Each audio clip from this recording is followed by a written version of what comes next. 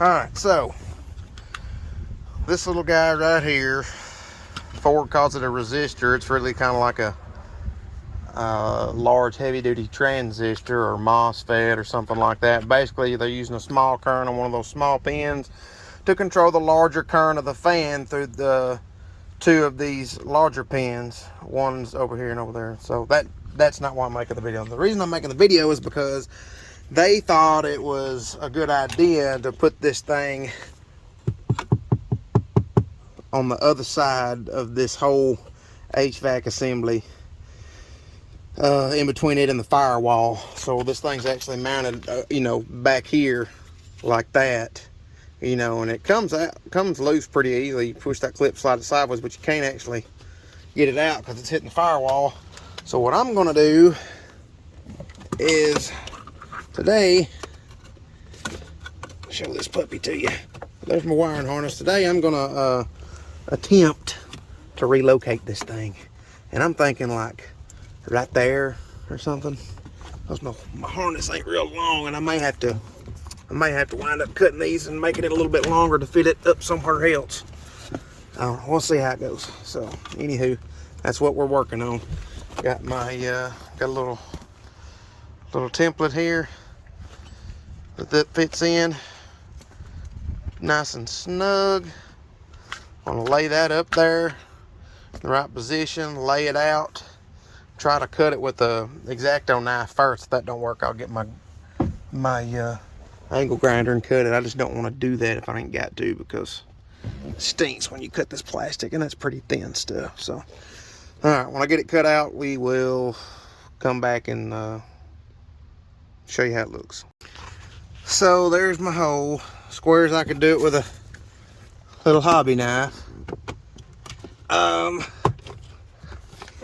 Fits in there pretty dang good. Here's the real test though. Here's my son. Like it's not even there. One thing I did notice, and I kind of thought this was going to be the case, because so here's the edge of the evap. You look off in there, you can see the coils there. So actually the old location was in front of the evap, so basically you wouldn't get any condensation on these heat sinks. So there's one advantage and one disadvantage to doing what I'm doing. The advantage would be placing it, and now we're going downstream of the evaporator, which means we're catching a whole lot cooler air, so we're going to have a better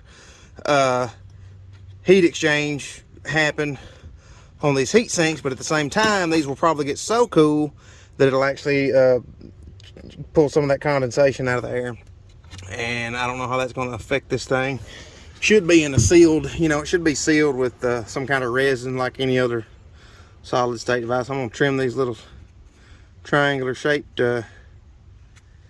deals here, whatever you want to call those. It's that's what they fit in that track on the opposite side and slide back and forth. And I might put some quick set epoxy right in these cracks here around the edge of the heat sinks, just to kind of help keep moisture out of there. It's like a rubbery, soft plastic epoxy. It's quick weld. It sets in like 5 minutes and cures in an hour. So we'll put some of that stuff in there and set it out in the sun, let it dry up. Trim these off where I can stick that in there flush, because you can see right now it's going in just until the tabs hit. So I want this flange to be flush, and then I'll fasten it on either side and make some kind of foam or maybe epoxy or both gasket fit in there. Have my fan problems cured, and the next time it goes out, because I'm sure it will again. Look what we got here. Howdy doody. You're supposed to be napping. I need to use the bathroom. Okay. Well, I'm just making videos on YouTube. Why are you Why are you making videos on YouTube? For anybody else that wants to do what I'm doing. We'll see how it goes. Like I said, the only problem I'm worried about is the condensation on this thing, but it should be okay, because this is a solid state device. They call it a resistor, but it's pretty much a large NPN transistor of some type. So yeah. Anywho, Why do you have a knife right there? I'll get back on here when I get it done.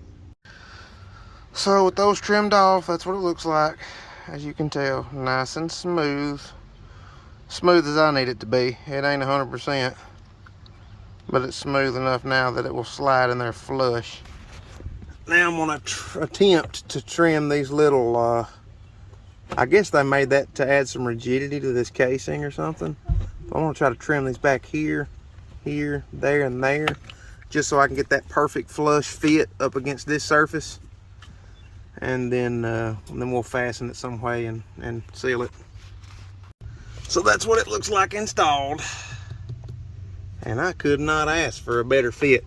It's a little, there's a slight curvature in that box like this, you know, like a concave. So in the middle, there's a little bit of a gap, like a fingernail or a, you know, cigarette box or something like that.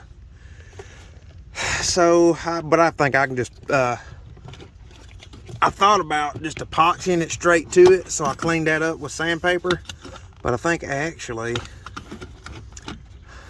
I'm either going to build a like a metal bracket that go around this and just kind of hold pressure, you know, with like a foam gasket, so just like a metal tab that kind of stretches across and holds it in there, or I really don't want to epoxy it, because, you know, if it goes bad again, which I'm sure it will, you know, then I'm gonna have to cut all that crap off and do a lot of cleaning. And yeah, so I'm thinking some kind of bracket right here. I just don't know what yet, but I will, as soon as I figure it out, I will update. Okay, just laid down some epoxy just around the edges to fill that crack up. It's not pretty. It's supposed to be instant set, but it ran on me before it got a chance to set. So I'm gonna let that harden a little while, and then I'm gonna go ahead and put it in just till it gets good and tacky. I think it'll cure the rest of the way inside my truck. So I thought I had some weather stripping, but apparently not. But next best thing, and this may actually be better, is some double-sided tape. It's foam on the inside, adhesive on both sides. I'm still going to fasten it somehow with some kind of bar, something. You know, 2 screws would probably work just on either, you know, either top or bottom or left or right flange, but it just would look like crap, and I want to make this look a little better. So that's where we're at. Epoxy's still drying over here. Still working on that. Okay, so here's my piece that I crudely constructed. I guess I could straighten that hook hole out a little bit. But basically, got a small hole here. Insert our keeper, crossbar, whatever you want to call it, in right there. Then we'll put a screw in over here somewhere, and then just lightly, just enough to hold a little bit of pressure on that. It don't need much, you know, and it's got a little bit of a spring back to it, but that's the best I can do. I used that old thermostat cage that I found in my shop. I just cut a piece out of it, bent the ends up to make that hook shape, and it works out pretty good. So let's try it out. There it is, hillbilly boy version. My plug actually melted.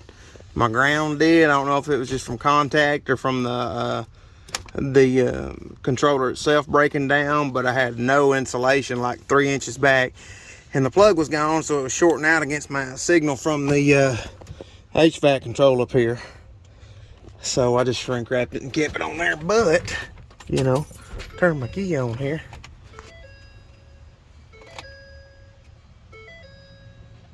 Give it a minute. There she goes. Got a fan again.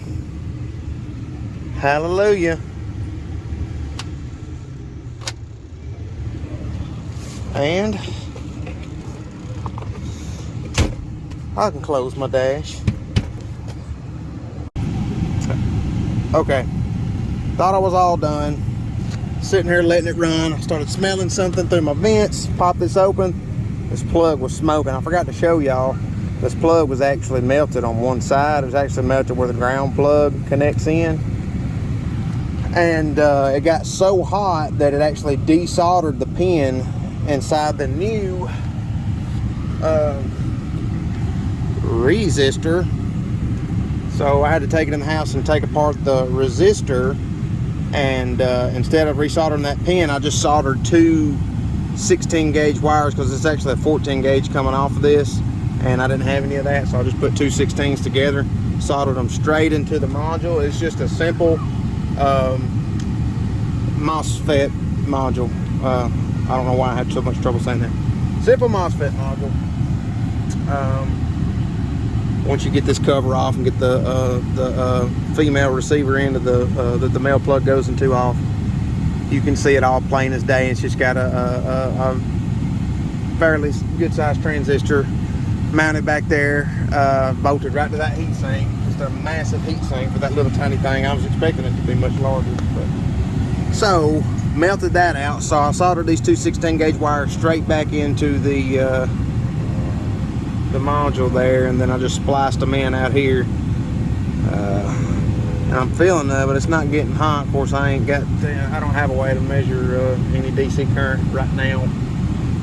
My meter only does AC, but I mean, it's warm, which I expect, but it's not getting hot enough. You know, if it was hot enough to desolder that pin, I mean, I wouldn't be able to even touch it right now. I mean, it would be like grabbing a soldering iron, you know.